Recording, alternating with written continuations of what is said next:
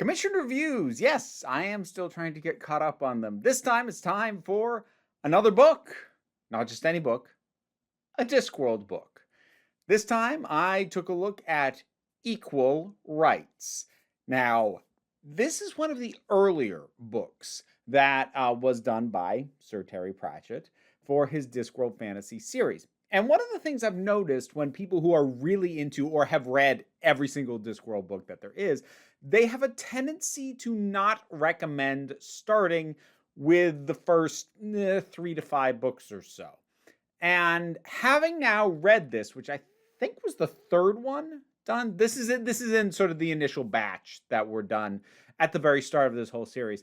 I kind of get why. That's not me saying that this book isn't good. The book is quite good, but there are definitely some quirks to it that I have not encountered in the other Pratchett books I've read that largely have to do with the overall structure and flow of it.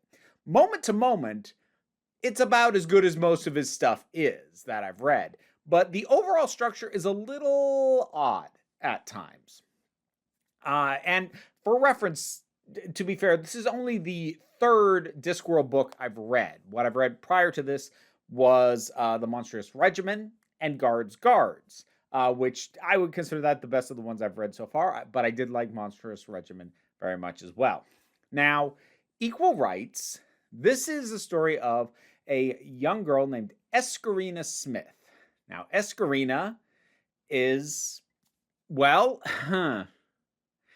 it opens with basically what amounts to, I want to say a botched prophecy, but there isn't really a prophecy. Rather, it's everyone was expecting a certain outcome, and that wasn't what happened. This wizard shows up at the home of a guy named Smith, his last name Smith, and his wife is giving birth.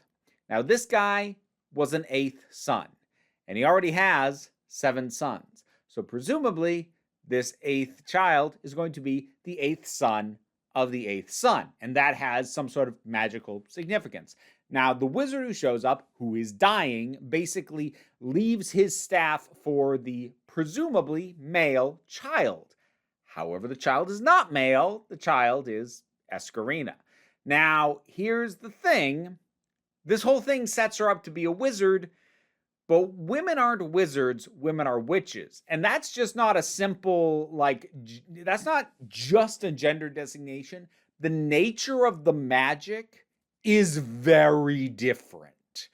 For lack of a better way to put it, because the book explains this a heck of a lot better than I'll ever be able to. But the witch magic is very sort of natural world based. It's herbs, it's tinctures, it's understanding nature and animals, and it is, more than just understanding. There is definite actual magic that witches engage in, but that's sort of the nature of that. Wizards are dealing with something a bit more conceptual, a bit more in the head, a bit more sort of math based, a bit more the fundamental building blocks of the universe, and trying to form things to do what they want, whether it's the natural order or not. The very fundamental nature of what they do, why they do it, and how they go about it is completely different from witches to wizards. So Escarina is initially sort of not raised, but sort of watched over by the local witch by the name of Granny Weatherwax. However, the nature of her magic and her understanding of it isn't really lining up with witchery. It's leaning in another direction, but it's a direction where she doesn't really have a place because she's a girl, and girls aren't wizards.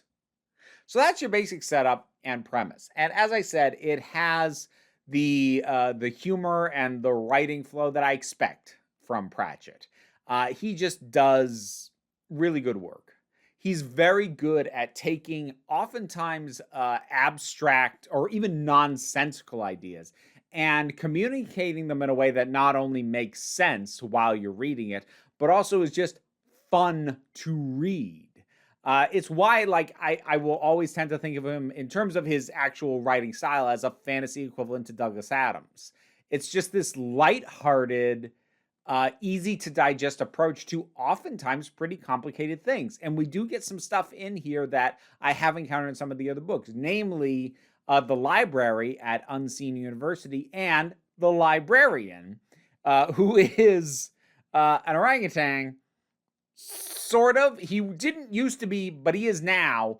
And the reason that happened is basically magic books aren't just full of words, they are full of magic. And that magic leaks out. And the nature of that library is kind of terrifying. And as a result, the librarian has become an orangutan and has actually kind of been okay with it for a bit now. But it was cool to see him again. I can't remember if any of the wizards had come up in the other books. They might have been referenced somewhere along the way. I don't recall though. At least not in the ones I've read.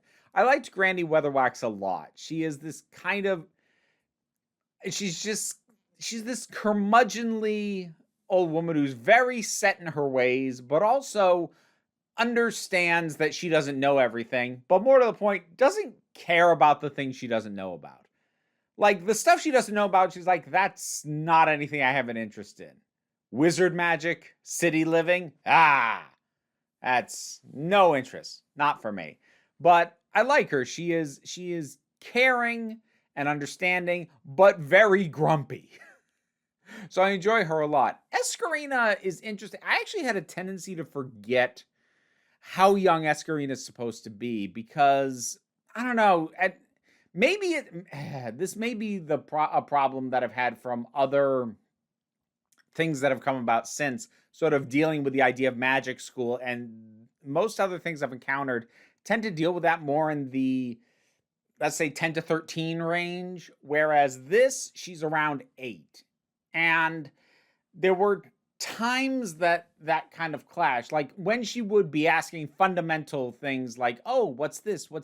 When it was magic stuff, I'd forget how young she's supposed to be. But then she'd ask something about, like, just something an 8-year-old wouldn't fully understand. Then I'd be like, oh, that's right.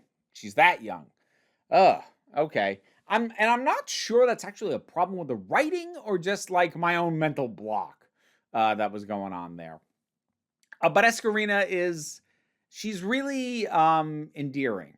She doesn't understand why the world is designed in a way that wouldn't allow her to experience things that she's good at. And that is very fair.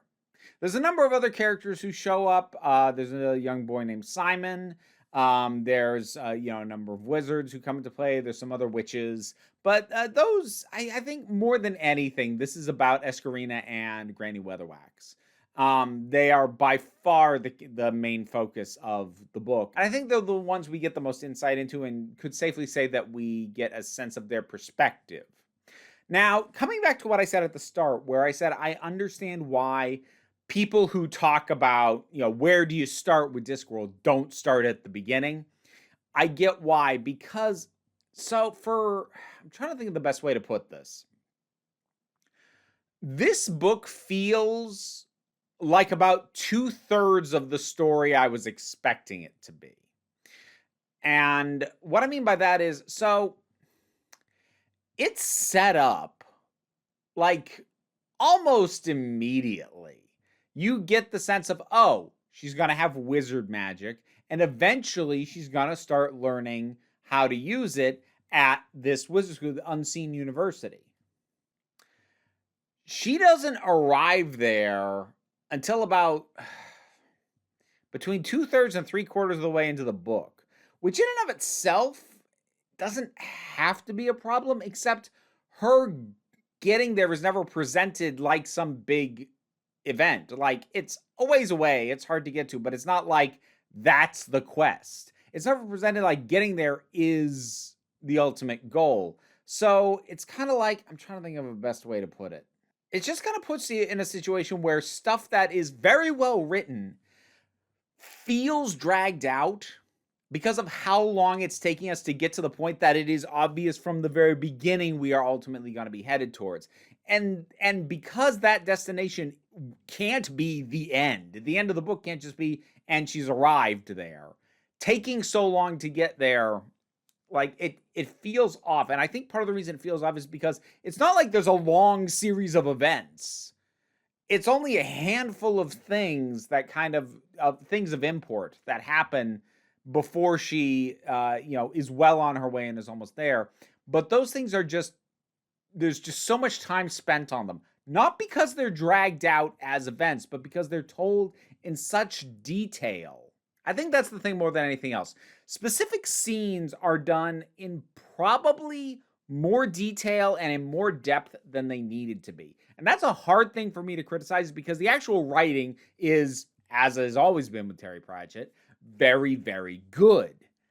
However, it does ultimately, when I think about how many things actually went on, how many major events there actually were, and how long stuff was spent on them, a lot more time than I would have thought for how long the book is. And I think that more than anything, like it's an odd thing to read, page after page after page after page, and it's good while you're reading it. And then you finish, you decide to take a break, and you think, boy, not that much has actually happened in the time I just read all that. And I feel like Pratchett learned to balance that a lot better in later books, because in things like Guards or The Monstrous Regimen, you will get a sense at times that, he is sort of stopping to go into something in more detail, but he's not doing that for everything. And so there's a better sense of proper emphasis some places, while other places are allowed to be shorter and breezier. There isn't a lot of short, breezy material in this book. Again, not that there necessarily has to be, but given that I've read him balancing those aspects better in later books, I can see why this one is generally one that people don't recommend right off the bat. That having been said, like, if you are already kind of acclimated to Discworld, yeah, it's a perfectly good read.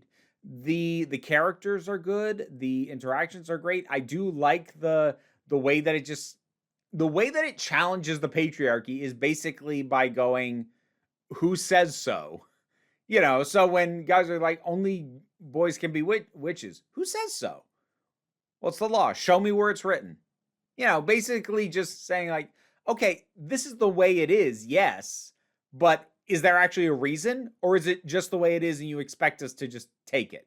Because maybe we shouldn't. And that is a very solid basis on which to push back on some nonsense. Now, I say it's pushing back against patriarchal nonsense, and it is, but it's not an especially politically charged book. It's just doing that by the nature of the story it's telling, as opposed to feeling especially targeted or aimed in that way.